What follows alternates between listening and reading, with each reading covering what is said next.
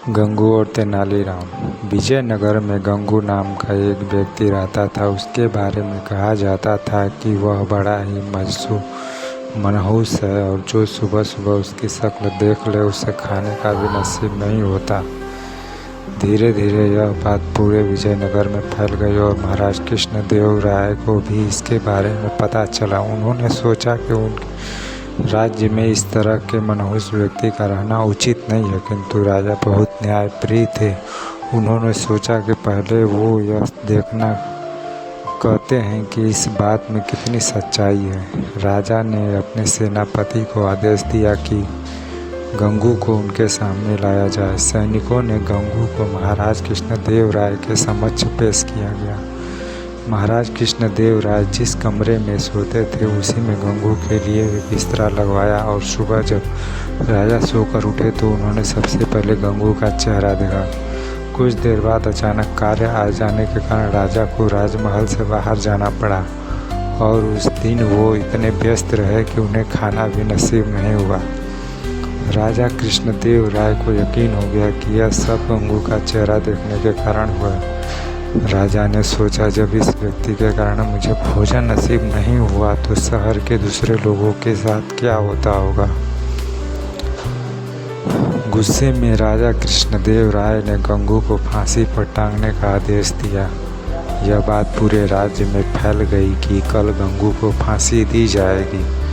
जब यह बात तेनालीराम को पता चली तो वो सारा माजरा समझ गए और तत्काल गंगू के पास पहुँचे। तेनालीराम को देखकर गंगू रोने लगा और तेनालीराम को पूरी बात बतलाई। तेनालीराम ने गंगू को सांत्वना देते हुए उसके कहा कि जैसा वो कहे गंगू को वैसा ही करना होगा। गंगू भी तेनालीराम की बात समझ गया। दूसरे दिन जब गंगू को फांसी दी जानी थी तभी गंगू ने उसकी अंतिम इच्छा पूछी गई। गंगू बोला, मुझे महाराज से मिलकर कुछ बतलाना है, यही मेरी अंतिम इच्छा है। सैनिकों ने महाराज कृष्णदेव राय से गंगू की अंतिम इच्छा बतलाई। महाराज कृष्णदेव राय गंगू की अंतिम इच्छा पूर्ति के लिए उसके पास गए और बोले, बतलाओ गंगू, तुम्हें क्या बतलाना है। गंगू बोला, महाराज, इस राज्य में मैं एक व्यक्ति मुझसे भी ज़्यादा मनहूस है। पहले दंड उसे मिलना चाहिए, फिर मुझे। महाराज कृष्णदेव राय ने बड़े आश्चर्य से गंगू से पूछा, गंगू बतलाओ वह मनहूस व्यक्ति कौन। गंगू बोला, महाराज, वह मनहूस व्यक्ति कोई और नहीं बल्कि इस राज्य का राजा अर्थात आप हैं। यह सुनकर महाराज कृष्णदेव राय अत्यधिक क्रोधित हुए और बोले, जानते हो गंगू, तुम क्या बोल रहे हो। इसके बदले तुम्हें दंड भी मिल सकता है। गंगू बोला, महाराज, मृत्यु दंड से बड़ा कोई दंड हो सकता है क्या। यह तो आप मुझे दे ही चुके हैं। कृपया आप मेरी विनती सुन लें। इसके बाद आप जो भी दंड दें मुझे सहर्ष स्वीकार होगा। यह सुनकर महाराज का क्रोध कुछ शांत हुआ और बोले, तुम्हें जो कहना है कहो। गंगू बोला, महाराज, कल सुबह जब आपने मेरा चेहरा देखा तब आपको दिन भर भोजन नहीं मिला। तब आपने मुझे मनहूस समझकर मृत्यु दंड दे दिया।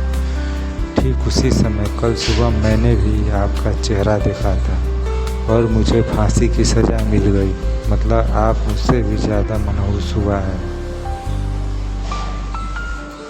महाराज कृष्णदेव राय को पूरी बात समझ आ गई और उन्हें अपने निर्णय पर पछतावा हो रहा था। उन्होंने तत्काल गंगू की फांसी की सज़ा माफ़ कर दी। गंगू को अपने पास बुलाकर पूछा, गंगू, यह विचार तुम्हारे मन में किसे आया। गंगू बोला, महाराज, मुझे तेनालीराम ने यह सब करने की सलाह दी थी। महाराज कृष्णदेव राय ने गंगू को बहुत सा धन देकर विदा किया और तेनालीराम को बुलाकर उसका धन्यवाद दिया कि इनके कारण एक निर्दोष की जान बच गई और महाराज के हाथों से एक बहुत बड़ा पाप होने से बच गया। तो दोस्तों, ये वीडियो कैसी लगी, अच्छी लगी हो तो लाइक और सब्सक्राइब ज़रूर कर देना। धन्यवाद।